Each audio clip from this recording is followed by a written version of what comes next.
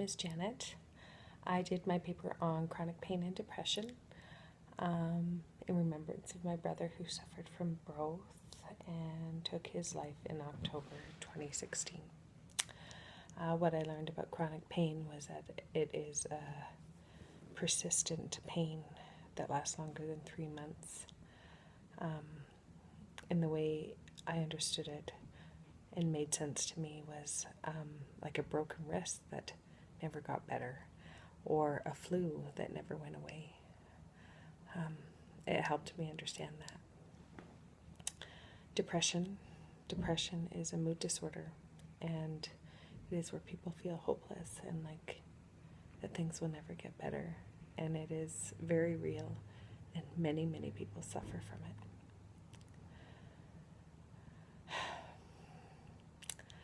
I learned in this paper that the ways to cope with these things are to talk about them and ask for help and ask for support and try to get rest and try to do things that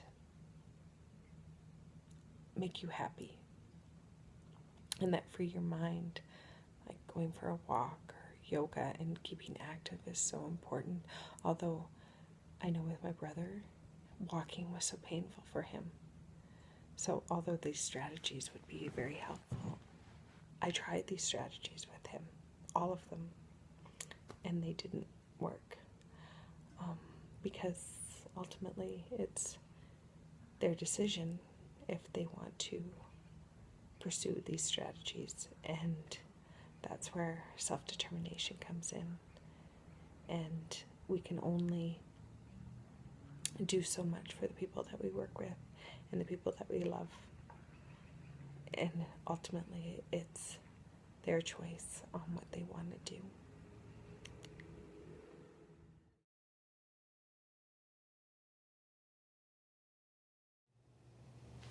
It started when I was 11 years old. This unexplainable, paralyzing pain in my head. I had always gotten headaches, but these were different. These would cause me to lay in bed for months at a time. This caused me to be super sensitive to the sun, and it essentially changed me as a person.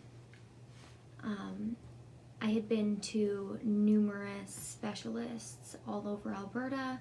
I'd gotten CT scans on my brain. When I'd go into the emergency room, they were scared I was having a stroke just because the one side of my body would go completely numb and I'd have a hard time seeing. It wasn't until I was 17 when I was diagnosed with chronic migraines and I started receiving Botox that was post-secondary even considered an option.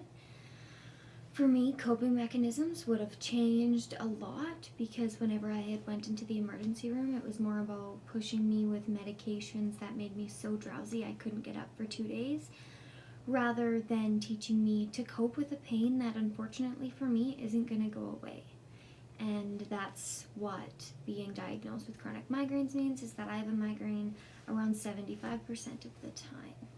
And coping mechanisms would have definitely changed my life if I would have known them earlier. And I feel like as a province and healthcare providers that we need to bridge the gap and teach people how to manage their pain that are living with chronic pain.